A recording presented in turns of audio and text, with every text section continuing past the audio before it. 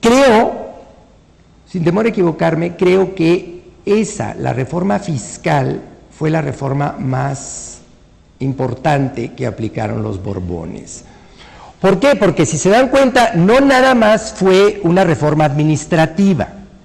Se crearon estas direcciones generales, que esa es una reforma administrativa, se crearon las intendencias ya hacia finales del siglo XVIII, en concreto 1787, se crearon las oficinas de los intendentes, es decir, jefes en las provincias, Puebla, Yucatán, San Luis Potosí, Guanajuato, Michoacán, Valladolid en aquel entonces, Veracruz, etcétera.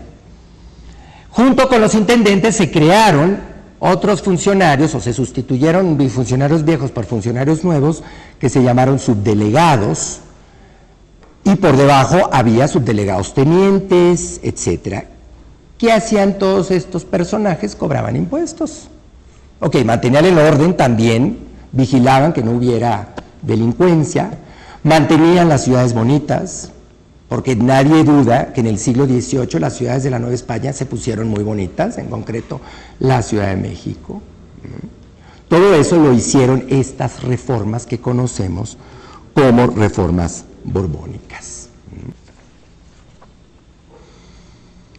Ninguno de los virreyes, ni siquiera el más importante de los virreyes del siglo XVIII, que es el virrey Revillagigedo, el segundo, ninguno de los virreyes hubiera podido hacerlo por sí solo. Cada uno hizo una aportación a lo que fue la Nueva España a finales del siglo XVIII, perdón, otra vez. Se presentan, sin embargo, serios problemas. Algunos virreyes logran corregir la situación fiscal de manera que se generen recursos para la corona, otros virreyes no lo pueden hacer.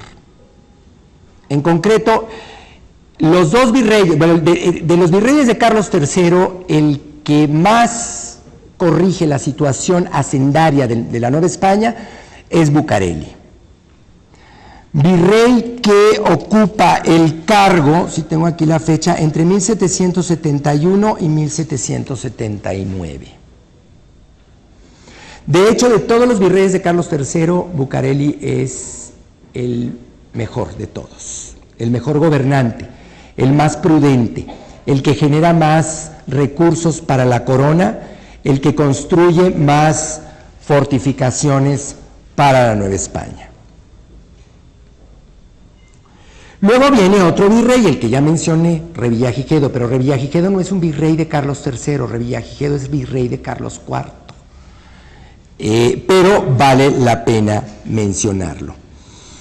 El gran problema que enfrentan los virreyes de Carlos III es el problema de que se les quita poder.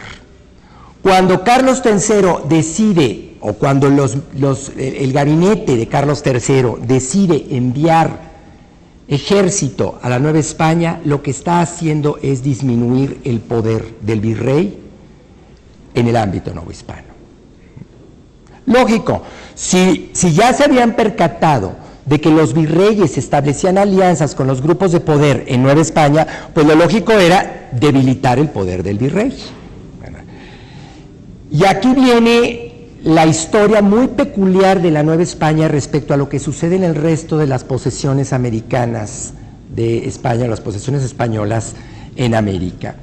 Y es que cuando quisieron implementar las intendencias tenían la intención de que el intendente de Puebla obedecía en lo fiscal al secretario de Hacienda, y en lo militar al secretario de Guerra, y en lo jurídico, porque eran jueces, al secretario de Justicia, y en lo, digamos, en lo que quedaba, pues obedecía al virrey. Pero entonces el intendente se convirtió en una figura que le restaba poder al virrey. Entonces, cuando quisieron poner los intendentes a principios de los años 70 del siglo XVIII, Bucareli se opuso a que se estableciera la figura de los intendentes.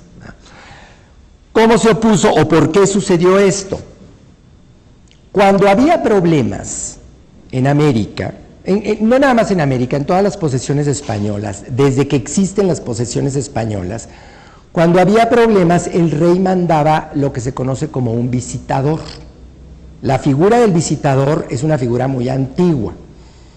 Se utilizó en España, se utilizó para el caso de las posesiones italianas de la corona y se utilizó para el caso americano. Todos conocemos el caso de muchos visitadores, pero creo que el visitador que más destaca es precisamente el visitador Gálvez, que es enviado específicamente por Carlos III para que haga una inspección general de toda la Nueva España. Viene Gálvez a Nueva España y trae poderes muy fuertes, trae una carta con poderes muy grandes. Lo recibe el virrey Marqués de Croix en 1766 y no hay mayor dificultad. Sin embargo, Gálvez empieza a enfrentar muchos problemas por su antecesor, el que le sucede a Croix, que es Bucareli, precisamente, que se opone a las reformas que está implementando el visitador. Por otro lado, Gálvez se enfrenta a un problema muy grave, que es que tuvo que implementar lo que se conoce como la expulsión de los jesuitas, que fue en 1767. Personalmente no se me ocurre por qué Carlos III quiso expulsar a los jesuitas, excepto por una cuestión de poder. Los jesuitas tenían mucho poder en Nueva España.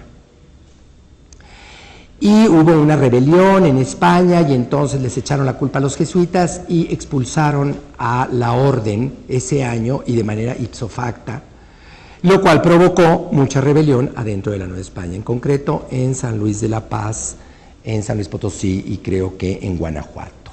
Estoy hablando de 1767. Esta dificultad la enfrenta Gálvez en pleno momento de su visita y se viene o más bien la oposición de Bucareli se vino a sumar a la oposición que se había dado con motivo de la expulsión de los jesuitas.